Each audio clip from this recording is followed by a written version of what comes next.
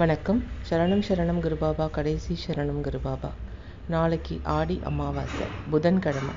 நாளைக்கு உபவாசம் இருக்கிறவங்களுக்கு எண்ணற்ற பலன்களை அள்ளித்தரும். அந்த உபவாசத்துக்கே இரட்டிப்பு பலன் உண்டு.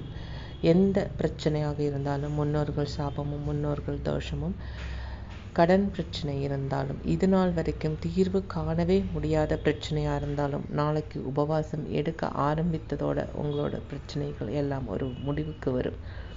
இந்த அமாவாசை உபவாசம் எப்படி எடுக்கணும்னு சொல்கிறேன். சதுர்தசியான இன்னைக்கு சாயங்காலம் 6 மணி வரைக்கும் நீங்கள் வழக்கமாக சாப்பிட்ற உணவை எடுத்துக்கொண்டு 6 மணியோட முடிச்சுக்கணும். 6 மணிலேருந்து 9 மணி வரைக்கும், இரவு 9 மணி வரைக்கும் தண்ணீர் குடிச்சுக்கலாம். பச்சை தண்ணி, வெந்நீர் குடிக்கக்கூடாது.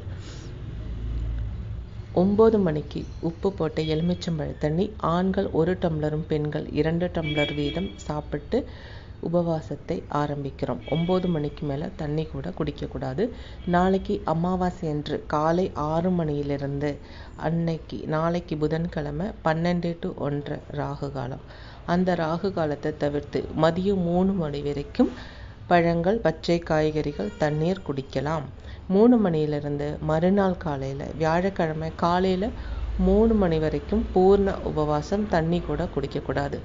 3 மணிக்கு இதே மாதிரி எலுமிச்சம்பழ தண்ணி நம்ம தீர்த்த பாரணியாக எடுத்து குளித்து மூகாம்பிகை அன்னப்பிரசாதம் 4:30க்கு சுவாமிக்கு நைவேத்தியம் பண்ணி ஒரு கரண்டி அளவுக்கு சாப்பிடலாம். 5:15க்கு 2 கரண்டி மூகாம்பிகை அன்னப்பிரசாதம் சாப்பிடலாம். 6 மணிக்கு மேலே உங்களுக்கு தேவையான சாப்பாடு, நம்ம வழக்கமாக சாப்பிட்ற உணவு எடுத்துக்கலாம்.